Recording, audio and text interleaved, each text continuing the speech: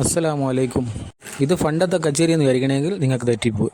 ഒറ്റനോട്ടത്തിൽ കണ്ടാൽ നേരം പഴയ കച്ചേരി പോലെ ആണുള്ളത്. ഇക്കാണ്ടെല്ലാം കച്ചേരി മുറ്റത്ത് അരി വേണ്ടിപ്പാൻ വേണ്ടി ക്യൂ നിന്ന ആൾക്കാരങ്ങില്ല. സ്കിൻ പ്രോബ്ലം കൊണ്ട് ആരെങ്കിലും ബുദ്ധിമുട്ടുള്ള ആൾക്കാരുണ്ടെങ്കിൽ അവർക്ക് പറ്റിയ ഒരു നല്ല ഇടങ്ങാടോ ഇത്. ഇവിടെയും അമ്പാടും ആൾക്കാർക്ക് സ്കിൻ രോഗത്തിന് സുഖം കിട്ടിയതിനും ദൃസാക്ഷികളായ വെള്ളിപ്പറമ്പിന് താമസിച്ചുകൊണ്ടിരിക്കുന്ന ഒരു കൂട്ടക്കാരുടെ ഉപദേശമാണ് ഞങ്ങളെ ഇവിടെ എത്തിച്ചത്. ഞാൻ തന്നെ ഒരു ട്രീറ്റ്മെൻറ്റിന് വേണ്ടി ഇവിടെ എത്തിയാഞ്ഞ് അപ്പോൾ എന്നെ കൂടുതൽ ആളെ കൈക്കില്ല ഒരു വെളുപ്പുണ്ടാണ്. അതിപ്പോൾ കുറേ കൊല്ലമായിപ്പോൾ ഒരു 4 കൊല്ലം മുന്നേ കൊച്ചിയൊരു ക്ലിനിക്കിന് കാണിച്ചാഞ്ഞത്.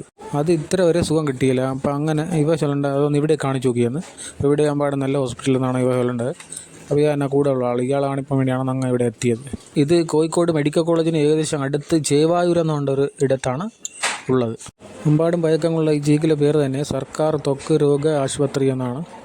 ഇവിടെ ടോക്കൺ കൊടുക്കാൻ തുടങ്ങേണ്ടത് സുബേള 8 മണിക്കാണ്.